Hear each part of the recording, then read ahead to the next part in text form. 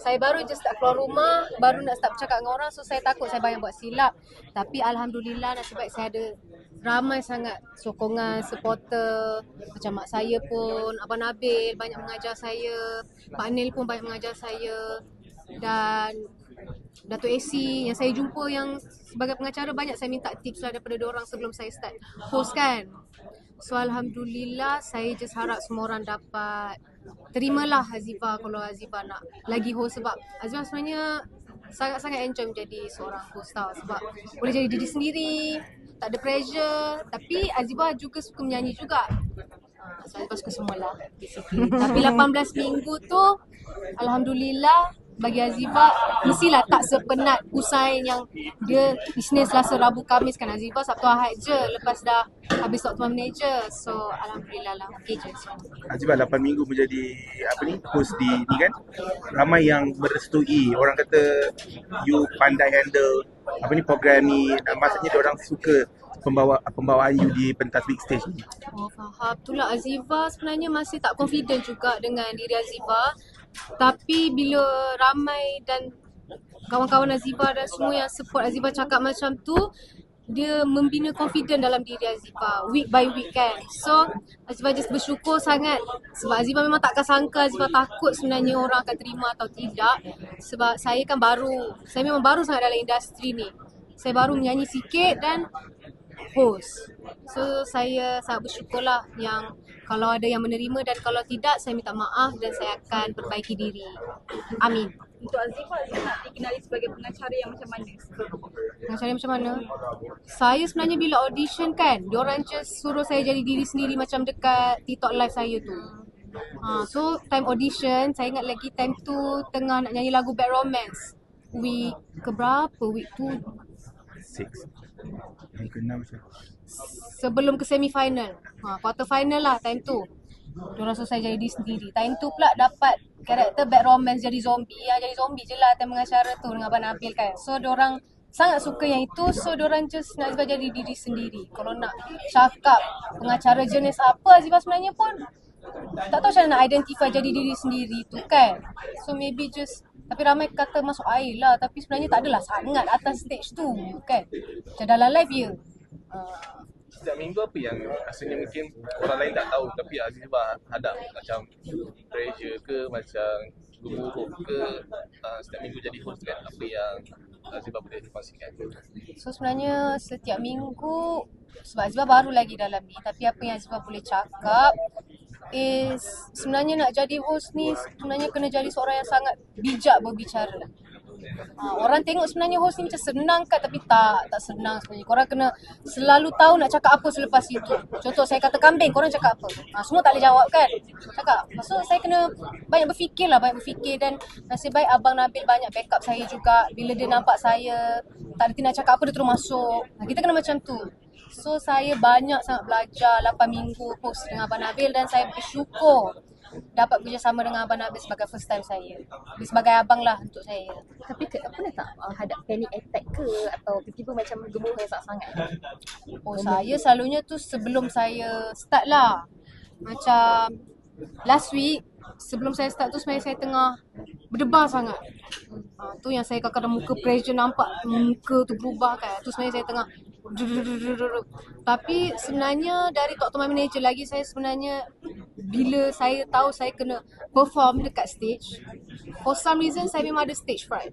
Dari sekolah lagi. Dari sekolah cikgu suruh saya menyanyi, saya sebab saya kan introvert, tak pernah keluar rumah. So bila kena perform depan ramai orang, bayangkan kalau dekat sekolah pun saya dah ada stage fright, ni di depan kamera, di depan berjuta-juta manusia. So sangat mendebarkan lah untuk saya. Tapi Alhamdulillah week by week saya memang makin okey lah, makin dah tak nervous sangat. Macam Top Teman Manager tu saya sangat shaking kalau nyanyi. Tapi sebab bertanding kan, so nervous lah. Datuk melihat Azifah 8 minggu ni macam mana sebagai seorang pengurus, sebagai seorang ibu, bangga ke macam mana melihat progres ni? Sebagai seorang ibu memang saya teramat bangga lah. Thank you. Dan setiap kali selepas dia apa tu habis je week tu I terus bertanya dengan pihak Astro lah, apa kekurangan Azifa, kat mana boleh perbaiki, things like that lah. Dan ramai kebanyakan 80% tu semua memuji, which is for the first time dia bagus. So I selalu tegur dia lah, adik kena selalu banyak tengok rancangan pengecaraan. Lepas tu nak jadi pengecara ni kita kena pandai adlib. Tapi sebab dia budak lagi kan, 25 macam Nabil tu dah nak masuk ni. So maknanya macam-macam idea, pengalaman dia ada. So dia senang nak cakap, interaksi apa semua. So I faham lah, dia baru lagi, orang cakap kategori baru 25 kan. Cuma I cakap kat dia kena pandai adlib lah untuk menjadi seorang pengecara ni. Tapi Alhamdulillah lah, saya teramat bangga dengan dia sebab ini kali pertama dia jadi pengecara dan untuk pertama kali which is orang cakap nampak macam okay. Ramai orang memuji apa semua. So Alhamdulillah lah. Memang saya bersyukur lah sebagai seorang ibu. Datuk Yelah, bila Azifa bukan sahaja daripada introvert ke pada seorang yang sangat profesional buat banyak kerja, tapi juga populariti dia pun makin melonjak juga dan ramai juga mencuba-cuba ni gitu, mencuba-cuba macam nak mendekati mendekati anaknya. Mungkin sikit lah Datuk kalau boleh share. Ramai Datuk kalau kat ramai. Boleh dikatakan berderek-derek lah, berbatu-batu lah nak mencuba Azifa ni. Tetapi seperti statement saya, buat masa sekarang ni saya nak dia fokus kepada kerjaya dulu. Because why? Daripada talk to my manager, dekat talk to my manager tu, bila dah dapat peluang tu kita dah buat all out, sanggup berhabis RM1 everything untuk build up dia punya nama, dia punya orang cakap apa tu? Dia punya apa kita nak panggil? Dia punya peluang. Because untuk menjadi seorang artis ni teramat susah. Okay, ada artis 10 tahun, 20 tahun saya repeat benda yang sama untuk menjadi popular, bukan senang. Okay, jadi bila dapat peluang untuk masuk talk to my manager tu, bagi itulah peluang untuk Azifa mencipta nama dan terus dikenali. Jadi that's why lah kat situ memang I sanggup spend lah. I tak kisah habis berapa pun untuk orang cakap ayat cantik apa nak cakap untuk saya, orang cakap Maka depan elit mah. apa ayat dia? Ayat dia yang cantik ni. Untuk kita Bangunkan, Dia lagi. menaikkan. Tak, dia ada satu ayat yang Siapa sedap dia? tu. Lupa lah pula pasal dia. Untuk mencipta nama. It's not easy kita nak Akak dah cipta cakap dah nama. tadi.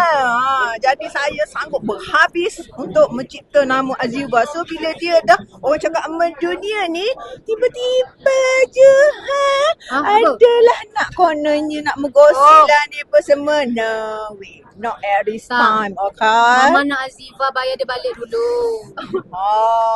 Dia tak habis.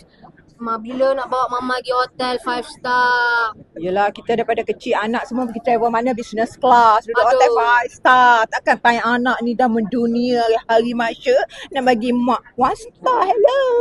Ya.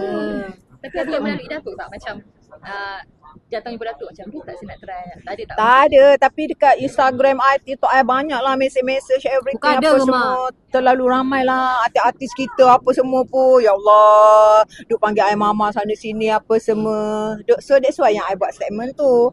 I cakap at this moment I nak, because kita dah cipta nama dia. Dan sekarang ni dia ni orang cakap apa tu, semua orang mencari dia, banyak peluang yang datang. Jadi kenapa nak disia-siakan? Betul. Kan takkan tengah mendunia ni tiba-tiba nak kahwin. Hello, okey, kalau nak kahwin antara 10 juta saya terimalah. Allah. Saya boleh pertimbangkan 10 juta cukup tak? Dia nak menyara Masalahnya you yang ambil. I dah habis kat you lebih dari 10 juta. Tu je. Tapi Lain tu. Datuk kongkong anak macam mana pula? Tak kongkong. Kita daripada kecil jaga, bagi, tengok, mandi, susu, everything apa semua untuk dapat secantik ini. Siapa nak kata kongkong anak? Cakap je lah, I tak kisah. Janji saya berhabis ni. Nak jadi macam ni buat banyak saya berhabis ni. Kan? Itulah. It's not easy macam saya cakap untuk mendekati my princess.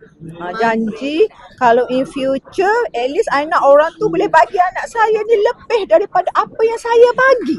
Katalah saya bagi dia Rolex pink. Aduh, orang biasalah tak tanggapan. orang tu boleh bagi, bukan boleh bagi dia Rolex pink, kena bagi yang lagi mahal daripada Rolex. Itu je example dia. Single je lah mak. Tak apa, kita spend time Tapi together. bila Azifah dikaitkan dengan banyak gosip cinta kan dengan ada artis, beberapa artis, macam mana tu nasihatkan dia ke macam Tak apa. I selalu cakap kat dia, I cakap, dek, Ya. kawan sahaja Noted. at this moment. Macam yang I cakap, fokus your kerjaya first, betul tak? Because why? Time orang nak ni gunakan peluang yang ada, ambil kumpul harta, gedugu. Belanja mama hotel 5 star. Bila harta dah banyak apa semua, masa tu duit pun kita pun dah sepah, kita tak perlu duit lagi apa semua, so kita boleh petik jari je kau nak siapa. Masa tu kalau orang tu orang cakap biasa-biasa pun, tapi sebab kita berduit. Contoh macam I lah dulu kan, sebab kita dapat duit. Jadi betul tak? Kita nak cari seseorang yang can make kita happy, orang yang like that. understanding. Because bila kita dah ada everything, kita just boleh pilih je. Kan? Tapi bagi sesiapa yang tak ada apa-apa, betul tak? Bagi I, of course, kena cari seorang yang berkerjaya, yang ada duit, yang boleh bagi apa saja. Of course lah. Things like that. Sebab dunia sekarang ni, tak payah orang cakap cinta lah. Memang mula-mula cinta, lama-lama derita. Money Dengar tu. is everything, guys. Dengar tu guys. Okay. Hakikatnya. Pada yang nama saya pun sama je. Kalau siapa nak saya, orang tu mesti lebih kaya daripada saya. Azifah ada ke orang yang nak Ramai, sama je. Sama je, ramai macam Aduh. adik, lepas ni dah boleh panggil lah papa, daddy. Kau takkan berdiuk. Tapi betul ke yang itu Datuk ada update dekat thread? Saya tengok sekarang macam Datuk aktif kat thread kan, Datuk ada update kata macam suami orang cuba mendekati. Oh, ramai. Ramai. Tu yang I Tengoklah mak tulis tu, saya geram. cantik macam mana. Betul tak? Sekejap tu, jom kopi. Kau ada bini nak aku kopi pula. Sakitnya hati dengar. Kan, at least kita jumpa dulu kopi-kopi semua nak bincang pasal Ya, bisnes. bisnes kan. Betul tak? Lepas tu, tiba-tiba je, okay, jom kopi-kopi untuk apa saja kopi-kopi. Ramai kita saja nak kopi. Kalau cakap, okay, project you kita nak bincang ke next level, things like that. Okay lah. Kalau saja suka-suka nak kopi-kopi, bye-bye. I tak layan laki orang kan. Bagus. I ni tak deserve to be shared. Ya.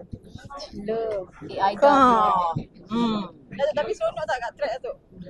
Ya, dia setiap hari post. Itulah. Tak adalah. Setiap jam. Kita kena orang cakap, apa tu? Kita kena, apa? Bahasa cantik. Bahagia. Kita kena ni lah, Update, mengikuti update, perkembangan. Kita kena up to date. Dan sekarang sama thread, kita pun kenal belajar thread. Because Instagram dengan TikTok, of course, I dah ada kan. Dia nak pantau saya juga kat thread tu. Betul. Itulah objektif utamanya. Saya seram bila saya buka